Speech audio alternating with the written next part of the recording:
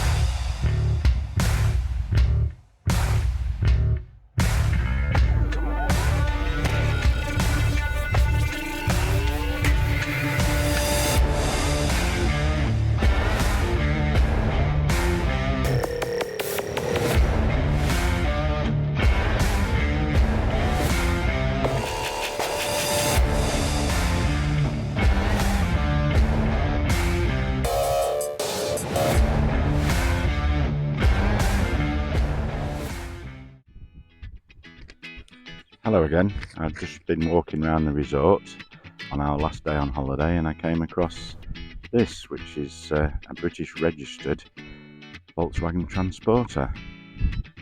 It's a T6.1 and as you can see it's UK registered, so I've driven a long way in it, and it's unusual for a variety of reasons.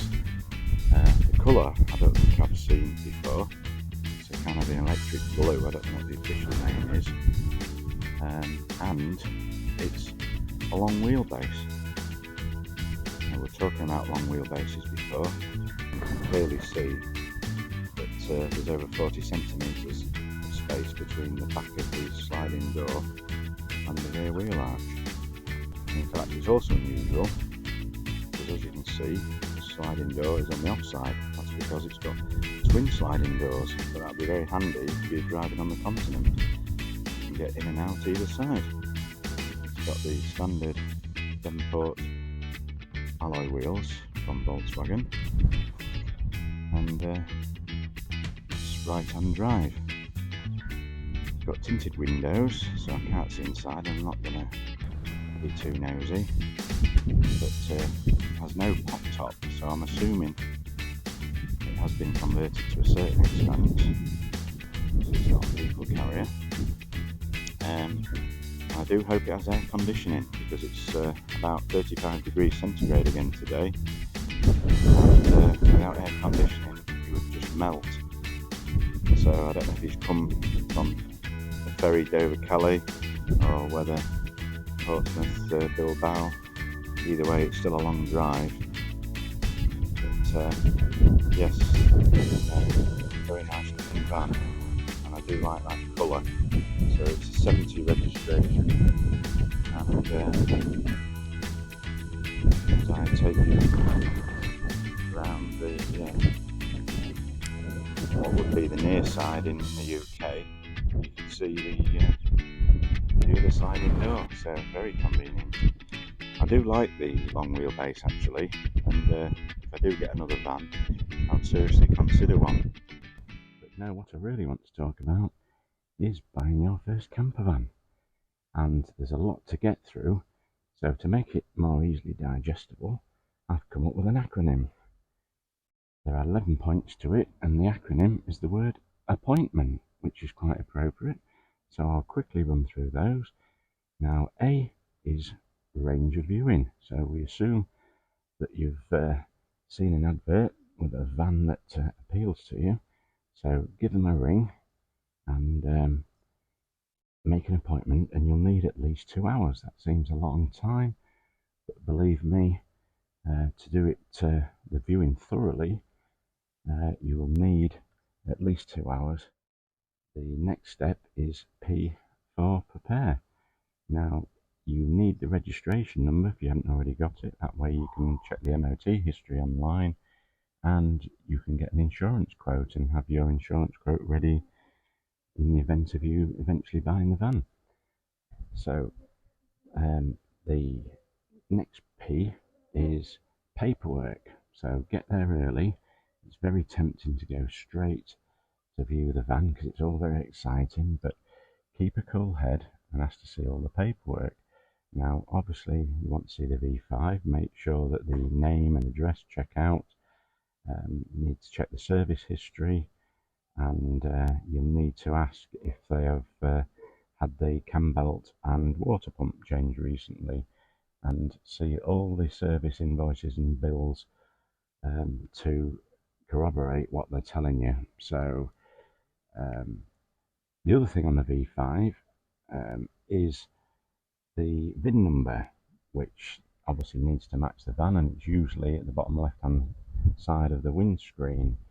And check out how many previous owners, see if that tells you what the seller is telling you, and how long they have been that owner.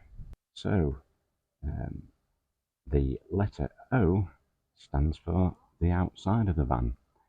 Do a thorough check of the outside of the van, so check all the panels, that it's not scratched or dented, all the paintwork, that it's not rusting, and that includes the roof, by the way, because that's probably the most neglected part of a van. So that's where your step or your stool comes in handy. Stand up, have a good look on the van. Is it covered in bird muck and road grime, which is an indication that perhaps haven't maintained it as well as you would expect. And check the wheels and tyres. Also look under the bonnet, of course. Check the oil, make sure it's the right level, it's the right colour and consistency, and just get a general impression of how well it's been maintained. So that's the outside of the van, that's the O. The I is, guess what? The inside of the van. So this is where it gets exciting, and this is where you can easily get carried away.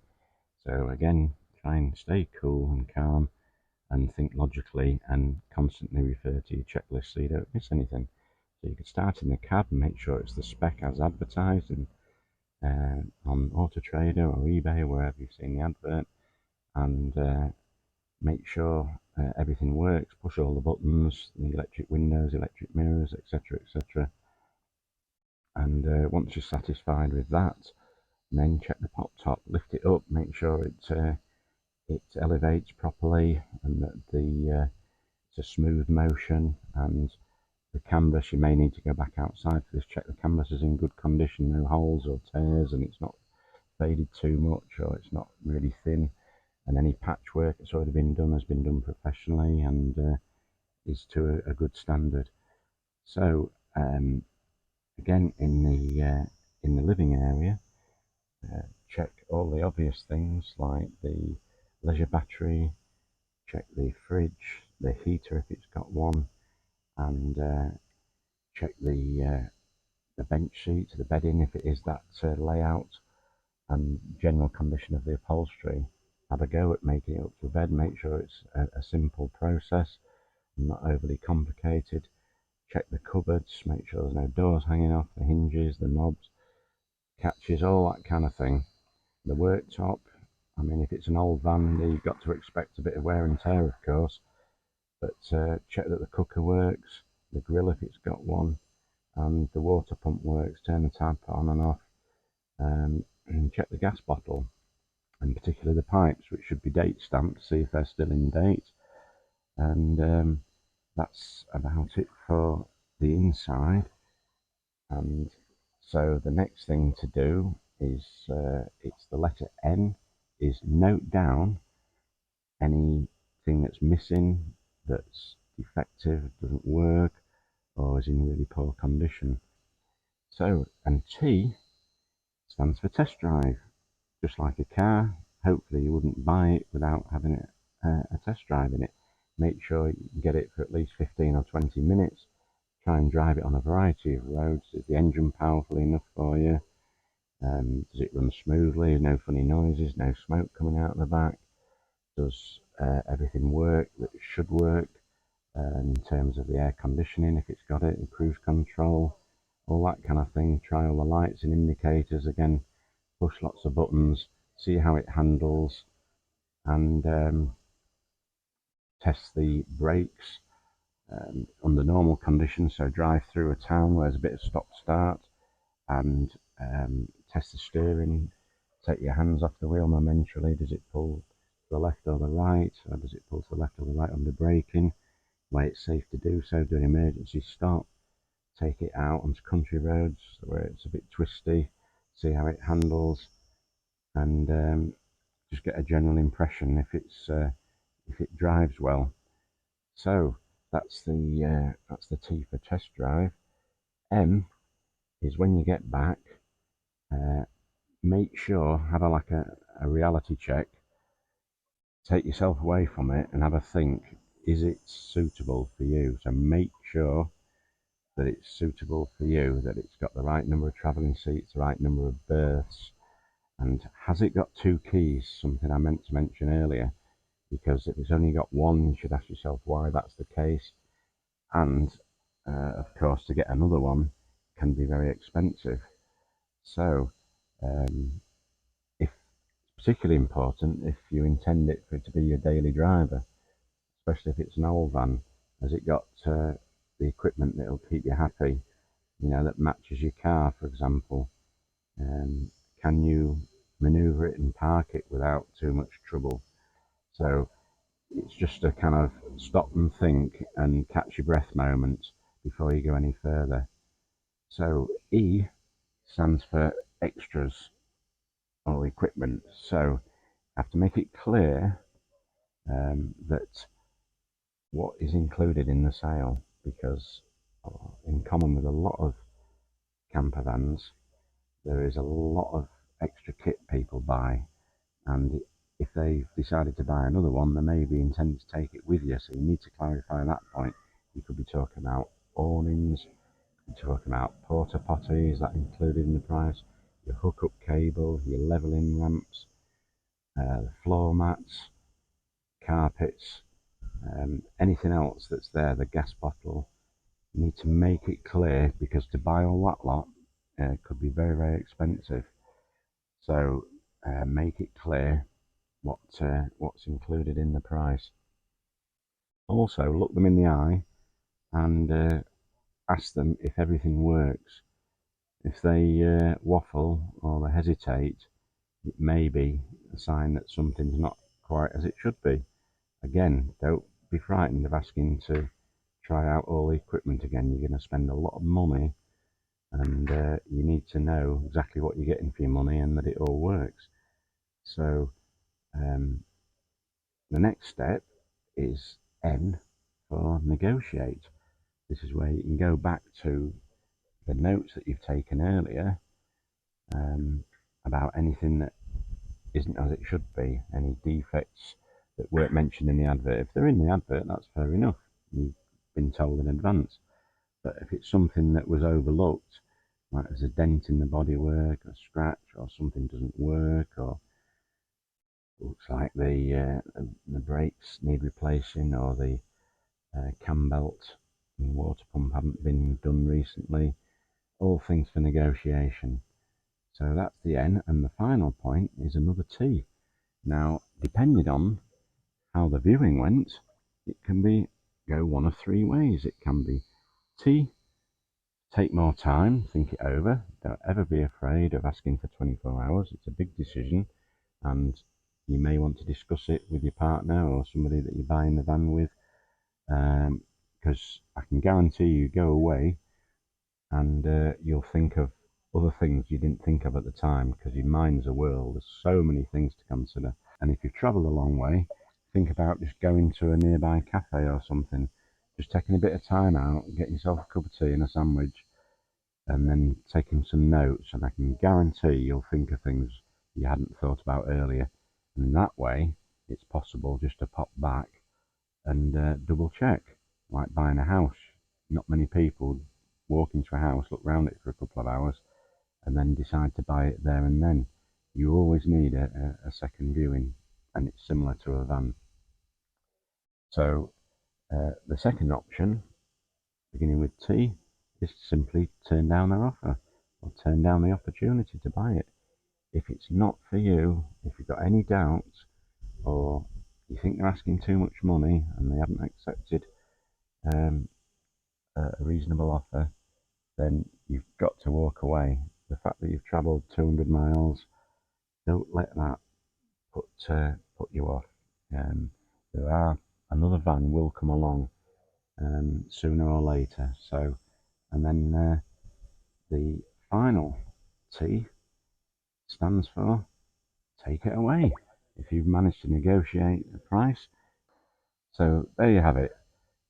Hopefully, that's just a quick rapid fire guide to buying your first camper van once you've seen one that you are definitely interested in.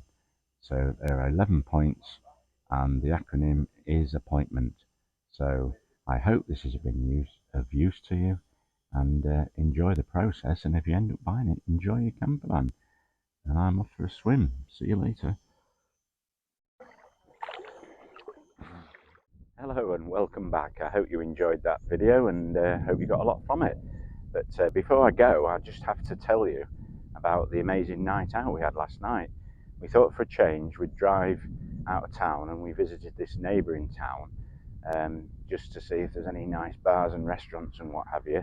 It was a bit bizarre really, the whole experience. With it being peak holiday time, we struggled to find a parking space, so I was left facing having to go on this pay car park. So I drove in, and as I got onto it, the over the tannoy system, they were playing Snow White and the Seven Dwarfs. I thought, that's a bit odd, especially in Spain. Anyway, there were no spaces. I moved up to the next level, and it was Little Red Riding Hood. So how very odd. And again, there was no spaces, so I moved up to the third level, and they were playing the Three Bears, Goldilocks and the Three Bears. I thought, how weird. And then I realised it was a multi-storey car park. But anyway, we got parked up, and we went into this nearby bar, and it was a bit strange. And I'm not sure if it was a fancy dress night or something, but there was this guy dressed up as a Dalek from Doctor Who. And he was obviously English, so I got talking to him. I says, where are you from? And he says, Devon. And I said, oh right, is it a fancy dress night then? He says, well, kind of. He says, as you can see, I've come as a Dalek. I said, oh, that's good. I said, whereabouts in Devon are you from? And he said, Exeter, mate. Exeter, mate. So anyway, that conversation didn't really go anywhere, but we ended up going into this like Indian restaurant. Yeah, I know it's Spain and everything, but couldn't resist it. I like a good Indian, so we had a meal in the local Indian restaurant, and it also doubles up as a takeaway. And this guy comes in and orders a takeaway and leaves while we're still having a meal. But I found out later on the grapevine that on his way back, having collected his takeaway, he got into a bit of a fight with this guy, and he used his takeaway and swung it at him, hit him right on the head and knocked him unconscious. And the next thing, he's in hospital, and apparently he spent 3 days in a coma. So yeah, it's a bit of an unfortunate incident that. But anyway, I'm going to go for a beer, because it's too hot and I need to cool down, even though it's 8 o'clock at night. And I can hear, I don't know if you can hear it in the background, there's some piano music started to play, so it sounds like it's all action. So see you next time. Thanks for watching. Bye.